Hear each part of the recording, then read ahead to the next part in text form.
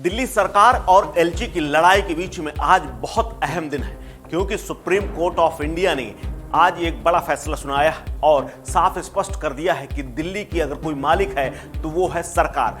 दिल्ली में मुख्यमंत्री वर्सेस उपराज्यपाल के मामले में सुप्रीम कोर्ट ने आज बड़ा फैसला सुनाया है। सुप्रीम कोर्ट ने साफ कह दिया है कि अधिकारियों के तैनाती और उनके तबादलों का अधिकार एलजी सरकार के पास होना चाहिए, यानी उपराज्यपाल मुख्यमंत्री की दिल्ली का असली बॉस नहीं है।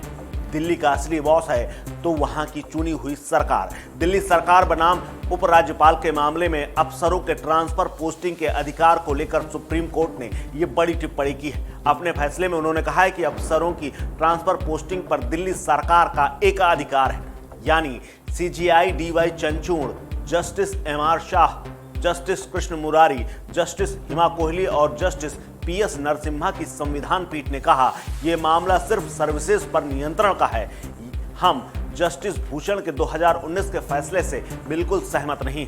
यह फैसला बहुमत का है, सभी जजों की सहमति से है। जस्टिस भूषण ने कहा कि सेवाओं पर केवल केंद्र का अधिकार क्षेत्र है, लेकिन दिल्ली सरकार की शक्तियों को सीमित करने के लिए केंद्र की दलीलों से निपटना आवश्यक है। अनुच्छेद 239 ए व्यापक सुरक्षा इसकी प्रदान करता है। संसद के पास तीसरी अनुसूची में किसी भी विषय पर कानून बनाने की पूर्ण शक्ति मिली है। यदि केंद्र और राज्य के कानूनों के बीच विरोध होता है तो केंद्रीय कानून प्रबल माना जाएगा।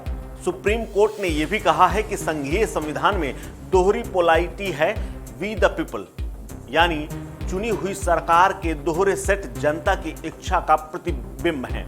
दिल्ली एक पूर्ण राज्य नहीं है, लेकिन विधानसभा को सूची 2 और 3 के तहत विषयों पर अधिकार प्रदान किया जाता है। लोकतांत्रिक तरीके से चुनी गई सरकार दिल्ली की जनता के प्रति ज्यादा जवाबदेह है। निर्वाचित सरकार के पास लोगों की इच्छा को लागू करने की शक्ति होनी चाहिए। केंद्र द्वारा सभी विधायी शक्तियों को अपने हाथों में लेने से संघीय प्रणाली समाप्त हो जाती है। संघवाद के सिद्धांत का सम्मान किया जाना चाहिए। केंद्रीय सभी विधायी नियुक्तियां शक्तियों को अपने हाथ में नहीं ले सकता है, लेकिन चुनी हुई सरकार अधिकारियों को नियंत्रित नहीं कर सकती है तो वो लोगों के लिए सामूहिक दायित्व का निर्वाह कैसे करेगी। 5 जजों की बेंच में Hima Kohli, justice MR Shah, justice DY Chandrachud जो कि सुप्रीम कोर्ट के चीफ जस्टिस हैं, जस्टिस कृष्ण मुरारी और जस्टिस पीएस नरसिम्हा ने यह संयुक्त रूप से पूरी सहमति के साथ फैसला सुनाया है। यह फैसला पढ़ते हुए chief justice of India DY Chandrachud ने कहा कि दिल्ली में प्रशासनिक सेवाएं किसके नियंत्रण में होंगी, यह काफी समय से विवाद उठ रहा है। मामला कोर्ट में गया तो इस पर सुप्रीम कोर्ट ने 2 जजों की पहले ही बेंच बनाई थी।